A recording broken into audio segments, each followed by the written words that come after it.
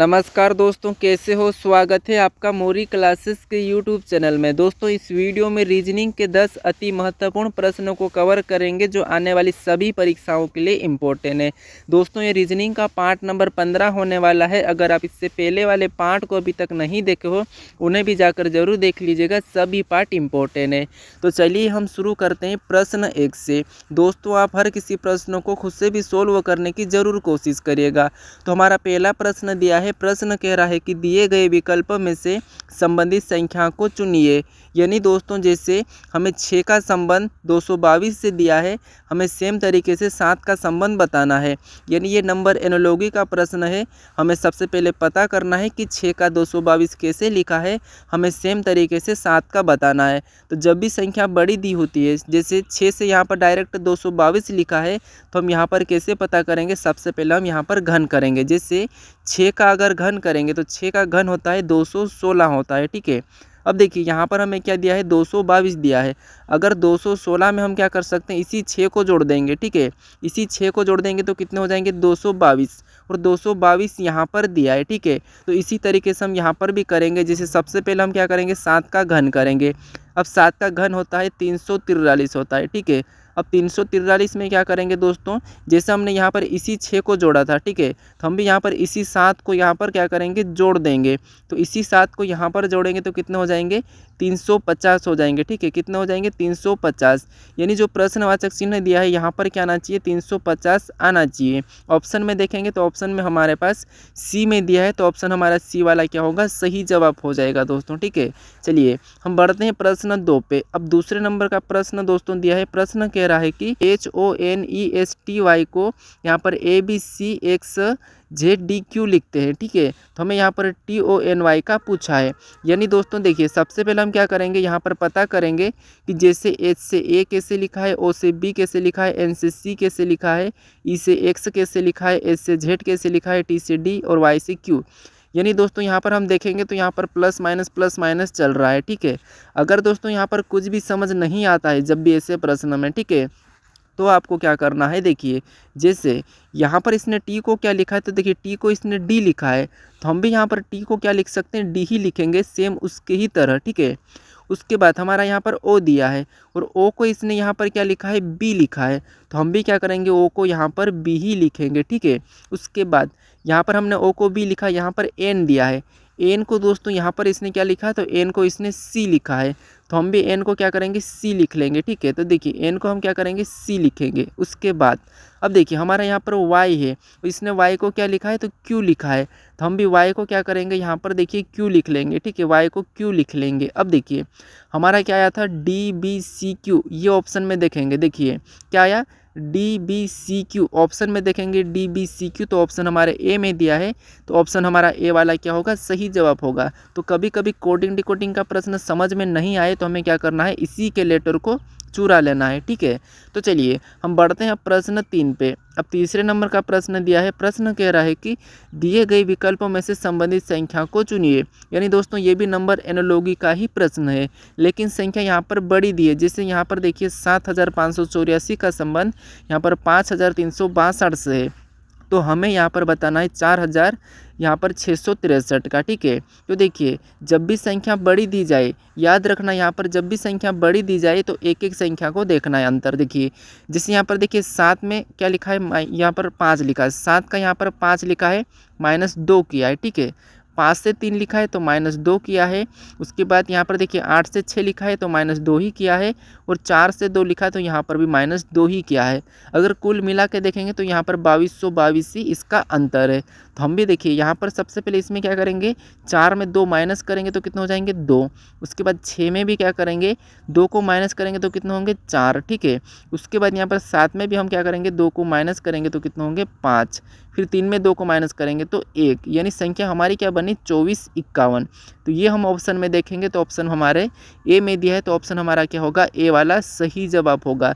यानी दोस्तों जब भी संख्या छोटी या बड़ी, तो आपको बड़ी संख्या दी जाए तो आपको क्या करना है, इस तरीके से देखना एक एक संख्या को। ठीक है, चलिए अब हम बढ़ते हैं प्रश्न 4 पे। अब 4 नंबर का प्रश्न दिया है, प्रश्न कह रहा है कि श्रृंखला को पूरा कीजिए, यानी दोस्तों हमें इस श्रृंखला को क्या करना है, पूरा करना है। तो जैसे हमें यहाँ पर क्या है, कुछ खाली स्थान दिए तो इससे ही पूरा करना है, ठीक है। तो इस टाइप के प्रश्नों को हम क्या करते हैं, सबसे पहले तो काउंट करते हैं कि कितने लेटर और स्थान है, ठीक है। जैसे 1 2 3 4 5 6 7 8 9 10 11 12, टोटल हमारे पास यहाँ पर कितने हैं, 12 है, ठीक है। तो जब भी हम काउंट करते हैं और 12 आते हैं, या तो उसे हम 3-3 में काटते हैं या फिर 4-4 में काटते हैं, ठीक है। तो देखिए सबसे पहले हमें क्या करना है, कम से कम 4 में ही काटना चाहिए। जैसे यहाँ पर हम इसमें 4 में से अलग करेंगे, यहाँ से फिर से हम क्या करेंगे, इसके 4 से अलग करेंगे, ये 4 से अलग हो गया है, ठीक है। अब देखिए दोस्तों, जैसे यहाँ पर अगर टी दिया और टी से पहला वाला हमारा खाली स्थान है, तो यहाँ पर टी से पहला वाला देखेंगे तो टी से पहला वाला हमें क्या दिया है, तो टी से पहला वाला हमें दिया है एस, तो यहाँ पर भी हम एस को भर देंगे, ये तरीका है, ठीक है। उसके बाद अब देखिए यहाँ पर तो ये हो गया है। अब देखेंगे तो जैसे ये डी दिया है और यहाँ पर भी डी, हमें ये वाला रिक्त स्थान नहीं दिख रहा है, ठीक है। डी के बाद वाला नहीं दिख रहा है, तो हमारे पास यहाँ पर कौन सा लेटर गायब है, तो हमारा यू, तो हम यहाँ पर यू को लिख लेंगे। तो देखिए अभी डी यू एस टी, तो यहाँ पर भी डी यू और एस टी, यहाँ पर एस के बाद हो गया टी, यहाँ पर भी डी यू एस टी। अब देखिए दोस्तों हमें क्या करना है, ऐसा करने के बाद सभी शब्दों को पढ़ने पर एक जैसी वही सा आना चाहिए। जैसे यहाँ पर पढ़ेंगे तो डी यू एस टी, यहाँ पर भी डी यू एस टी और यहाँ पर भी डी यू एस टी, यानी दोस्तों हमारी सेम वही सारी। इसका मतलब हमने अभी क्या क्या लेटर भरा है वो हम आंसर बताएंगे। जैसे यहाँ पर हमने सबसे पहले यू को भरा है तो यू को लेंगे, फिर हमने एस को भरा तो एस के लेंगे, फिर हमने यू को भरा है, फिर हमने टी को भरा है, फिर हमने यू को भरा है, ठीक है। तो देखिए ये हमें अभी क्या करना है, ऑप्शन में देखना है। तो ऑप्शन देखिए हमारे पास, ऑप्शन देखेंगे U S U T U, U S U T U option हमारे सी में दिया है, तो ऑप्शन हमारा सी वाला क्या होगा, सही जवाब हो जाएगा, ठीक है। कौन सा होगा, ऑप्शन सी। चलिए बढ़ता हम प्रश्न 5 पे। अब 5वें नंबर का प्रश्न दिया है, प्रश्न कह रहा है दोस्तों कि एक निश्चित कूट भाषा में CRY को MRYC लिखते हैं, तो यहाँ पर GET को उसी कूट भाषा में कैसे लिखेंगे, ये प्रश्न पूछा है। यानी दोस्तों ये प्रश्न भी इम्पोर्टेंट है। देखिए ये कोडिंग डिकोडिंग का है। सबसे पहले हम पता करना है कि जैसे इसने CRY को यहाँ पर MRYC कैसे लिखा है, ठीक है। यही तरीके से हम क्या करेंगे, इसको लिखेंगे। तो देखिए अगर हम यहाँ पर ध्यान से देखेंगे तो ये जो अपने पास ये जो अक्षर दिख रहे हैं, यही अक्षर यहाँ पर भी रिपीट है, लेकिन ये एम एक अलग है, ठीक है। तो देखिए यहाँ पर क्या लिखा है, जैसे सी, फिर है आर, फिर हमारा क्या है वाई, इसी को क्या लिखा गया है, एम लिखा है, फिर आर लिखा है, फिर वाई लिखा है, फिर सी लिखा है। अब देखिए दोस्तों जैसे अगर इनको देखेंगे तो यहाँ पर आर, फिर सी को पीछे और वाई को यहाँ पर लिखा है और एम को फालतू में जोड़ दिया है, ठीक है। तो देखिए हम भी क्या करेंगे, सबसे पहले जैसे यहाँ पर हमारा जी है, फिर ई है, फिर टी है, ठीक है, ये हमारा है। इसके बाद हमें क्या करना है, सबसे पहले तो हमें भी एम वैसा ही लिख लेना है। उसके बाद अब देखिए जो बीच का है उसे इसके पास लिखना है, तो हम भी यहाँ पर लिख लेंगे ई को। उसके बाद क्योंकि ये यहाँ पर आर को लिख लिया, उसके बाद देखिए जो आगे का था उसे पीछे कर दिया, जो पीछे था इसको यहाँ पर लिखा है, ठीक है। तो ये टी हो गया। उसके बाद देखिए जी को पीछे लिख दिया, तो देखिए ये हमने लिखा है। हमने क्या क्या लिखा है, एम, उसके बाद ई, उसके बाद टी, उसके बाद है जी।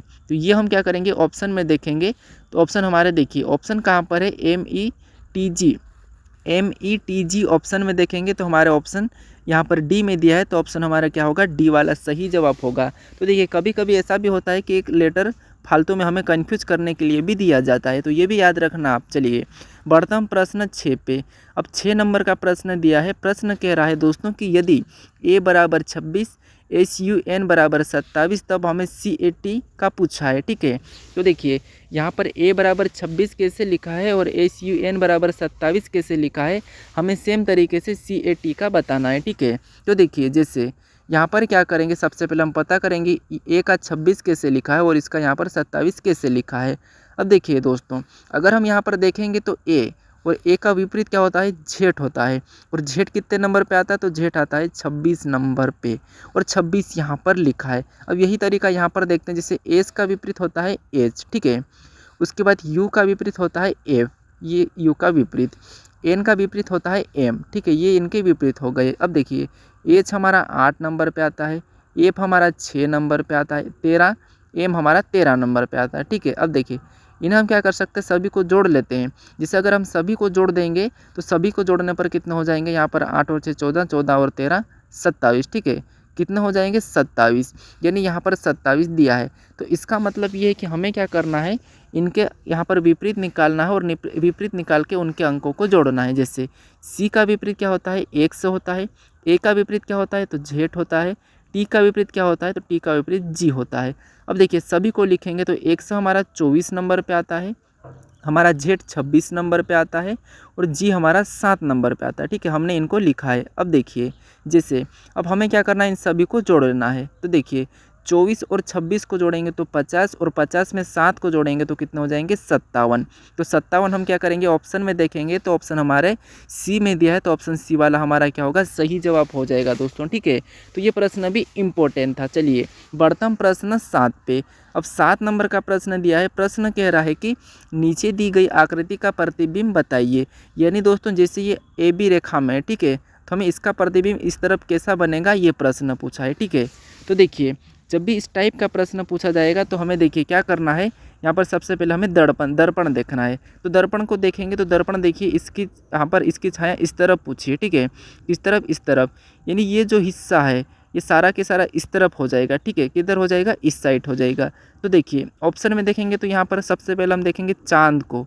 तो चांद देखिए चांद उल्टा नहीं होगा। ठीक है, तो यहाँ पर देखिए इसमें उल्टा दिया है तो ये वाला ऑप्शन तो हट जाएगा अपना, और यहाँ पर भी उल्टा दिया है तो ये भी ऑप्शन हमारा हट जाएगा।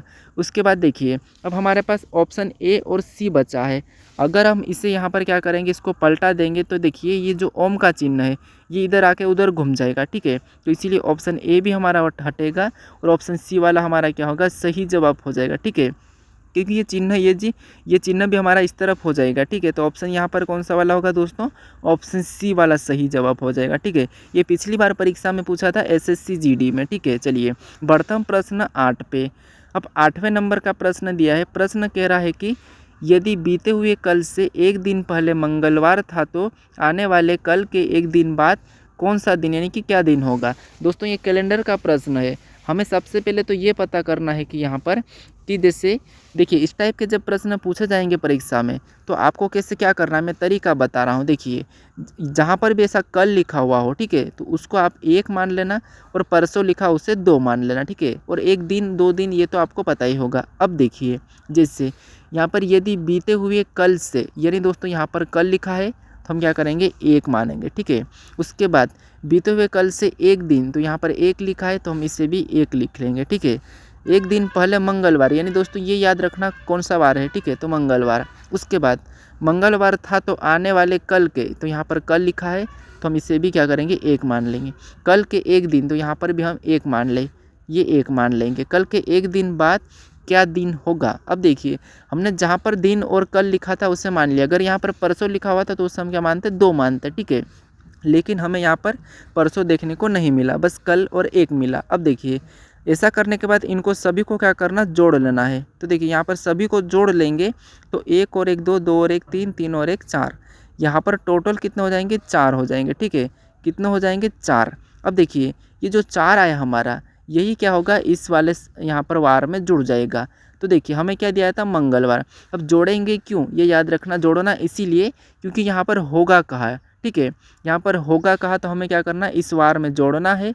अगर यहाँ पर था होता तो हमें घटाना है। ठीक है, ये याद रखना, अगर होगा तो जोड़ना, अगर था तो फिर घटाना। तो हम क्या करेंगे, मंगलवार में 4 जोड़ेंगे। जैसे एक मंगलवार में 4 जोड़ेंगे तो 1 यानी कि बुधवार, फिर हमारा यहाँ पर 2 गुरुवार, तीसरा हमारा शुक्रवार और चौथा हमारा शनिवार। यानी कि हमने 4 जोड़ा तो कौन सा वार आया है, शनिवार, यानी कि सैटरडे। ऑप्शन में देखेंगे तो ऑप्शन हमारे डी में दिया है, तो ऑप्शन डी वाला हमारा क्या होगा, सही जवाब होगा। अब आप इस टाइप के प्रश्नों को इस तरीके से जाकर सोल्व कर सकते हो। ठीक है, चाहे प्रश्न कैसा भी हो।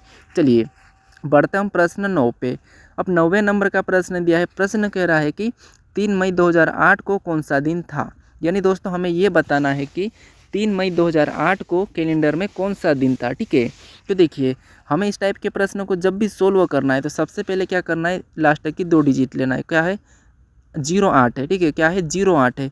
इसके बाद प्लस का चिन्ह लगाना है और इसमें 4 से भाग देना है। तो 4 से भाग देंगे तो 2 बार में जाएगा, फिर से प्लस का चिन्ह लगाना है, फिर हमें इसकी जो तारीख दी है उसे लिख लेना है, फिर हमारा यहाँ पर कोड लिखना है। तो देखिए मंथ कोड होता है 2, उसके बाद ईयर कोड होता है 6। अगर दोस्तों ये कोड और आपको नहीं पता है, अगर कैलेंडर सोल्व करते नहीं आता है, तो मैं कुछ दिन बाद आपको कैलेंडर का वीडियो देने वाला हूँ, ठीक है। मैं उसमें पूरा डिटेल बताऊँगा, एक ही वीडियो में सारा चैप्टर ख़त्म करवा दूँगा, ठीक है। तो कुछ समय बाद मैं आपको क्या करूँगा, कैलेंडर का वीडियो यहाँ पर अपलोड करने वाला हूँ। तो आप चैनल को सब्सक्राइब कर लीजिए, आपको कुछ दिन बाद इसका वीडियो मिल जाएगा कैलेंडर का, ठीक है। तो चलिए, ऐसा करने के बाद हमें क्या करना है, 7 से भाग दे देना है। तो देखिए, सबसे पहले हम सभी को जोड़ेंगे। तो जैसे 8 और 2 10, 10 और 3 13, 13 और 2 हमारे होते हैं 15, 15 में 6 जोड़ेंगे तो 21, कितने होते हैं 21।